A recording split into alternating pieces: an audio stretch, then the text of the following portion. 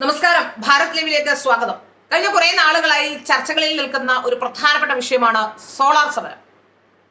Solar സമരവുമായി ബന്ധപ്പെട്ട നിരവധി ആക്ഷേപങ്ങൾ ഇടതുപക്ഷം ആദ്യഘട്ടത്തിൽ ഉയർത്തിയിരുന്നെങ്കിലും അന്നത്തെ മുഖ്യമന്ത്രിയായിരുന്ന ഉമ്മൻചാണ്ടിയുടെ രാജി ആവശ്യപ്പെട്ടുകൊണ്ട് ഒരു രാപ്പകൽ സമരം സെക്രട്ടേറിയറ്റിന് മുന്നിൽ നടത്തുകയും ഒക്കെ ചെയ്തിട്ടുണ്ട്. ഈ രാപ്പകൽ സമരം നടത്താൻ സംസ്ഥാനത്തിന്റെ വിവിധ ഭാഗങ്ങളിൽ നിന്ന് ജനങ്ങളെ എത്തിച്ച് തിരുവനന്തപുരത്ത് സമരം നടത്താൻ തുടങ്ങുകയും പിറ്റേ ദിവസം തന്നെ അപ്രതീക്ഷിതമായി സമരം അവസാനിപ്പിക്കുകയും ഒക്കെ ചെയ്തു. ഈ സമരം അവസാനിപ്പിച്ചതിന് പിന്നിൽ ചില ധാരണകളോ അല്ലെങ്കിൽ ഈ സമരം വിജയിക്കില്ല എന്ന ധാരണകളൊക്കെ ഉണ്ടായിരുന്നു തരത്തിലെന്ന വാർത്തകളൊക്കെ വന്നിരുന്നു. എന്നാൽ അന്ന് ഇത് സ്ഥിരീകരിക്കുന്ന കാര്യങ്ങളൊന്നും ഉണ്ടായില്ല. എന്നാൽ മലയാള മനോരമ ലേഖകനായ ജോൺ മുണ്ടക്കയത്തിന്റെ ഒരു ലേഖനം ഇപ്പോൾ അത് സംബന്ധിച്ച് സ്ഥിരീകരണം വന്നിരിക്കുന്നു. ഈ സമരം ഒത്തുതീർപ്പായത് മാധ്യമപ്രവർത്തകൻ കൂടിയായ ജോൺ ബ്രിട്ടാസിന്റെ സാന്നിധ്യത്തിലായിരുന്നുവെന്ന് അദ്ദേഹം മലയാളം വാരികയിൽ എഴുതിയ ഒരു ലേഖനമാണ് ഇപ്പോൾ ചർച്ചാ വിഷയമാകുന്നത്.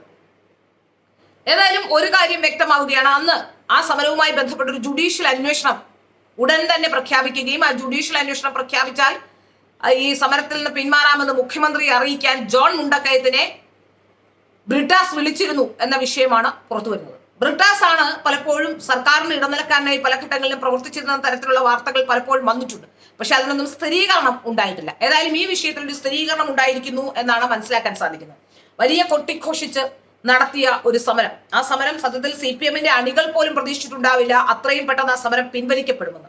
രാപ്പകൽ സമരം, അതായത് അതിന് കാരണമായി പറഞ്ഞ തലസ്ഥാനത്തെങ്ങും വലിയ പ്രതിസന്ധിയാണ്. തലസ്ഥാനത്ത് വേണ്ടത്ര രീതിയിലുള്ള ടോയ്ലറ്റ് ഫെസിലിറ്റി ഇല്ല, നഗരം നാറും. അതുകൊണ്ടാണ് തിരുവനന്തപുരത്ത് നിന്ന് സമരം പെട്ടെന്ന് പിൻവലിക്കാനുള്ള സാഹചര്യം ഒരുങ്ങിയത് എന്നൊക്കെയാണ് അന്ന് പറഞ്ഞത്.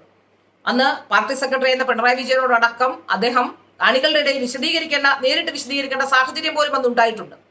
ഈ സാഹചര്യങ്ങളൊക്കെ നിലനിൽക്കുമ്പോഴും നമുക്ക് മനസ്സിലാക്കാൻ സാധിക്കുന്നത് പെട്ടെന്ന് സമരം പിൻവലിച്ചതിന് പിന്നിൽ എന്തൊക്കെയോ ഉണ്ട് എന്ന് വാർത്തകൾ പുറത്തു വന്നിരുന്നു. പക്ഷെ ആ വാർത്തകൾക്ക് അന്നുണ്ടാകാത്ത സ്ഥിരീകരണമാണ് ഇപ്പോൾ ഉണ്ടായത്. ജോൺ മുണ്ടക്കയം നമുക്കറിയാം, തലസ്ഥാനത്തെ മനോരമയുടെ ബ്യൂറോ ചീഫായിരുന്ന, വർഷങ്ങൾ കൊണ്ട് മനോരമയുടെ ബ്യൂറോ ചീഫായിരുന്ന ആളാണ്. അദ്ദേഹത്തിന്റെ തുറന്നു പറച്ചിലാണ് ഇപ്പോൾ വാർത്തയായി മാറിയിരിക്കുന്നത്. CPM തന്നെയാണ് ആ സമരത്തിന് വേണ്ടി കോപ്പുകൂട്ടുകയും ആ സമരം അവസാനിപ്പിക്കാൻ മുൻകൈ എടുക്കുകയും ചെയ്തത് CPM തന്നെയാണ്. CPM-ന്റെ ഇരട്ടത്താപ്പാണ് ഇതിലൂടെ പുറത്തു വരുന്നത്. അണികളെ പലപ്പോഴും പറഞ്ഞു പറ്റിച്ച് സമരത്തിന് കൊണ്ടുവരികയും അണിയറയിൽ അതിനുള്ള, അതായത് കോംപ്രമൈസ് ചെയ്യാനുള്ള നീക്കങ്ങൾ നടത്തുകയും ചെയ്യുന്നു എന്നുള്ളതാണ് ഏറ്റവും പ്രധാനപ്പെട്ട വിഷയം. ആ വിഷയം തന്നെയാണ് ഇപ്പോഴും പുറത്തു വരുന്നത്. അന്ന് CPM നേതാക്കൾക്കടക്കം ആർക്കും വിശദീകരിക്കാൻ കഴിയാത്ത സാഹചര്യം പോലും ഉണ്ടായി.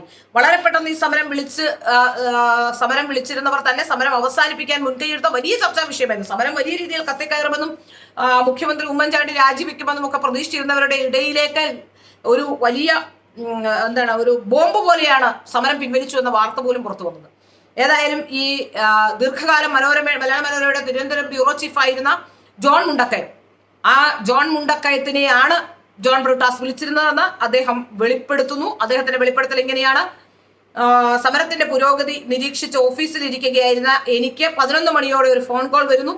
സുഹൃത്തും പിണറായി വിജയന്റെ വിശ്വസ്തനും കൈരളി ചാനലിലെ വാർത്താ വിഭാഗം മേധാവിയുമായിരുന്ന ജോൺ ബ്രിട്ടാസ് ആണ് വിളിച്ചത്. എന്താ അവസാനിപ്പിക്കണമെന്ന് തോന്നി തുടങ്ങിയോ എന്ന് ഞാനും തിരിച്ചു ചോദിച്ചു. മുകളിൽ നിന്നുള്ള നിർദ്ദേശപ്രകാരമാണ് ബ്രിട്ടാസിന്റെ കോൾ എന്ന് മനസ്സിലായി. ഉടനെ പത്രസമ്മേളനം നടത്തി ജുഡീഷ്യൽ അന്വേഷണം പ്രഖ്യാപിച്ചാൽ സമരം പിൻവലിക്കാൻ തയ്യാറാണെന്ന് ഉമ്മൻചാണ്ടിയെ അറിയിക്കാമോ എന്നായിരുന്നു ബ്രിട്ടാസിന്റെ അടുത്ത ചോദ്യം എന്നും ജോൺ മുണ്ടക്കയം പറയുന്നു. ജുഡീഷ്യൽ അന്വേഷണം നേരത്തെ തന്നെ മുഖ്യമന്ത്രി പറഞ്ഞതാണല്ലോ എന്ന് ഞാൻ ചൂണ്ടിക്കാട്ടി. അതെ, അത് പത്രസമ്മേളനം വിളിച്ചു പറഞ്ഞാൽ മതി എന്ന് ബ്രിട്ടാസ് നിർദ്ദേശിക്കുകയായിരുന്നു. നിർദ്ദേശം ആരുടേതാണെന്ന് ഞാൻ ചോദിച്ചു. നേതൃത്വത്തിലുള്ള തീരുമാനമാണെന്ന് ഉറപ്പുവരുത്തി. ശരി, സംസാരിച്ചു നോക്കാം എന്ന് പറഞ്ഞ് താൻ ഫോൺ കട്ട് ചെയ്യുകയായിരുന്നു എന്നാണ് ജോൺ മുണ്ടക്കയം പറയുന്നത്. നേരെ മുഖ്യമന്ത്രി ഉമ്മൻചാണ്ടിയെ വിളിച്ച് ബ്രിട്ടാസ് പറഞ്ഞ് അദ്ദേഹത്തെ അറിയിച്ചു. പാർട്ടി തീരുമാനമാണോ എന്ന് അദ്ദേഹം ചോദിച്ചു. ആണെന്നാണ് മനസ്സിലാകുന്നതെന്ന് ഞാനും പറഞ്ഞു. തുടർന്ന് കുഞ്ഞാലിക്കുട്ടിയുമായും തിരുവഞ്ചൂരുമായും സംസാരിച്ചു. ഒത്തുതീർപ്പ് ഫോർമുല അങ്ങനെ UDF അംഗീകരിച്ചു. ചർച്ചകളിൽ കോടിയേരിയും പങ്കെടുത്തു. ഇടതു പ്രതിനിധിയായ NK പ്രേമചന്ദ്രനും ഉണ്ടായിരുന്നു. തുടർന്ന് ഉമ്മൻചാണ്ടി വാർത്താ സമ്മേളനം വിളിച്ച് ഇങ്ങനെ സംസാരിച്ചുറപ്പിച്ച ധാരണ പ്രകാരമായിരുന്നുവെന്നും സോളാർ പ്രശ്നത്തിൽ ജുഡീഷ്യൽ അന്വേഷണം പ്രഖ്യാപിക്കുകയും CPM സമരം അവസാനിപ്പിക്കുകയും ചെയ്തുവെന്നും ജോൺ മുണ്ടക്കയം എഴുതുന്നു. സമരം പിൻവലിച്ച ശേഷം പോലും തോമസ് ഐസക് ഉൾപ്പെടെയുള്ള നേതാക്കൾ ബേക്കറി ജംഗ്ഷനിൽ സമരം നടത്തുകയായിരുന്നു എന്നും പറയുന്നുണ്ട്. ഏതായാലും ഈ വലിയ ഒരു അണിയറയിൽ നടന്ന വലിയൊരു ഒത്തുതീർപ്പിന്റെ വ്യവസ്ഥകളാണ് ഇപ്പോൾ ജോൺ മുണ്ടക്കയം പുറത്തുവിടുന്നത്. ചാനലിൽ നിന്ന് വിളിച്ചു പറഞ്ഞപ്പോഴാണ് സമരം അവസാനിപ്പിച്ച കാര്യം തോമസ് ഐസക് പോലും അറിയുന്നതെന്ന ഗുരുതരമായ ആരോപണവും ഈ കൂട്ടത്തിൽ ജോൺ മുണ്ടക്കയം പറയുന്നു. മുണ്ടക്കയത്തിന്റെ വെളിപ്പെടുത്തലിലുള്ള സോളാർ പ്രശ്നത്തിൽ വീണ്ടും ഒരു വലിയ വിവാദത്തിന് തിരിതെളിഞ്ഞിരിക്കുകയാണ് എന്നാണ് മനസ്സിലാക്കാൻ സാധിക്കുന്നത്. ഏതായാലും ഇടതുപക്ഷത്തിന്റെ ഇരട്ടത്താപ്പ് ഇതോടെ വ്യക്തമാവുകയാണ്. വെറുതെ ഇടതും വലതും തമ്മിലുള്ള ഇരട്ടത്താപ്പ് എന്ന് കൂടി പറയേണ്ടിയിരിക്കുന്നു. കാരണം ഇടതുപക്ഷത്തെ സംബന്ധിച്ചിടത്തോളം ഇടതുപക്ഷം അന്ന് സമരം പ്രഖ്യാപിച്ചു, ആ സമരവുമായി മുന്നോട്ട് പോയില്ല, ഇടയ്ക്ക് വെച്ച് സമരം അവസാനിപ്പിക്കുന്നു. എന്നാൽ ആ അവസാനിപ്പിച്ചത് ചില ധാരണകളുടെ പുറത്തായിരുന്നു എന്നുള്ളതാണ് ഇപ്പോൾ പുറത്തു വരുന്നത്. അപ്പോൾ ഈ ചെയ്യുന്ന സമരങ്ങളുടെയൊക്കെ ആത്മാർത്ഥത, ഈ സമരങ്ങളുമായി ബന്ധപ്പെട്ട് കേരളത്തിൽ ഇടതും വലതും ഒക്കെ നടത്തുന്ന മാമാങ്കം, ഈ ആത്മാർത്ഥത എന്താണ് എന്ന ചോദ്യവും ഇപ്പോൾ പ്രസക്തമാവും.